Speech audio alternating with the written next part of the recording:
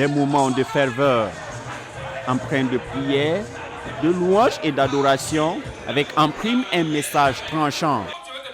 C'est dans cette atmosphère que la semaine d'enseignement et de prière de l'église Beraka a connu son point d'orgue ce samedi 27 juillet 2024.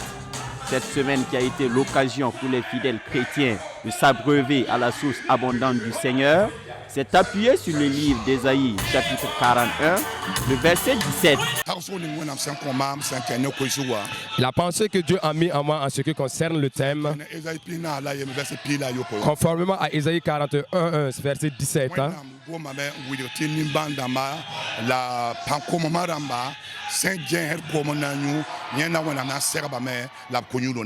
Dieu dit là-bas que les malheureux et les indigents sont assoiffés et ils cherchent de l'eau à boire. Et lui, l'Éternel Dieu, il va les rencontrer et il fera sortir leur soif.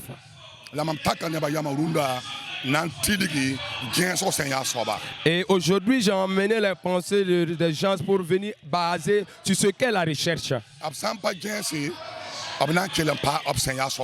Tant qu'ils ne vont pas chercher, ils vont demeurer dans ce qu'ils sont.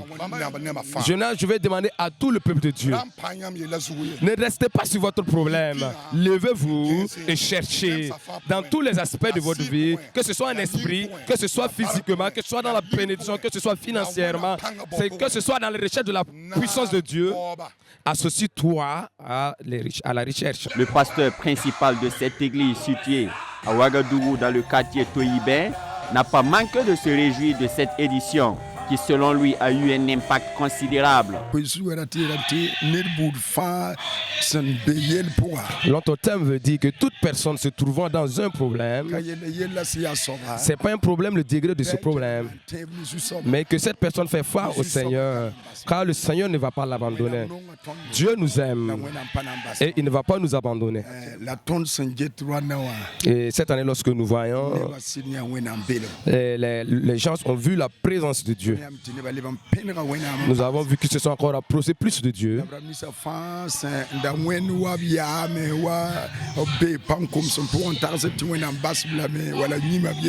Et ceux-là qui étaient comme fatigués, comme dans une faiblesse, ou même qui pensaient que Dieu les avait oubliés,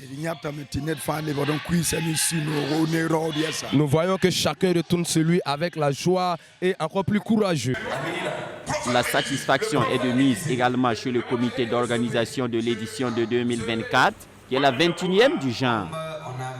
À cette édition, nous pouvons rendre vraiment grâce à Dieu pour, disons même, l'organisation qui a été par son déroulement, en tout cas une innovation parce qu'on a commencé un peu plus tôt par rapport aux éditions passées. Et encore cette année, nous avons eu des invités, des éminents orateurs qui n'étaient pas dans le programme même des éditions passées. Le bilan, il est positif. Il est positif parce que nous avons vu que cette année même, la participation, la mobilisation a été de taille. Les gens sont sortis nombreux et nous disons gloire à Dieu pour cela.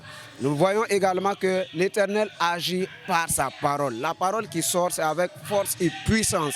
Et nous avons cette ferme foi que l'Éternel, par cette parole qui sort avec force et puissance, là, la parole agit dans la vie des participants. Les participants qui, au cours des 5 jours, ont bénéficié d'enseignements et de prières d'éminents hommes de Dieu, s'en disent par ailleurs édifiés. À travers ce message de ce midi, le pasteur Martin Cabré nous exhortait à nous lever. Alors, si nous sommes sur place, ça sera difficile. Et si nous nous levons, nous allons accomplir ce que le Seigneur voudra que nous fassions, non seulement sur notre morale, sur notre physique et spirituellement. Nous allons accomplir les désirs et les volontés du Seigneur. Et c'est une grâce et une bénédiction pour nous. D'abord, le message du pasteur, le premier message du pasteur Jean-Baptiste Jongo. Ensuite, c'est le message du docteur Compaoré Jacques, lui qui a parlé du développement. Et quand parlant du développement, il a parlé de deux mots, développement spirituel et développement matériel. Vraiment, ils nous ont amenés dans un terrain très fertile, à chacun de nous maintenant, d'en profiter. La 21e édition de la semaine d'enseignement et de prière qui a débuté le 23 juillet dernier referme donc ses portes.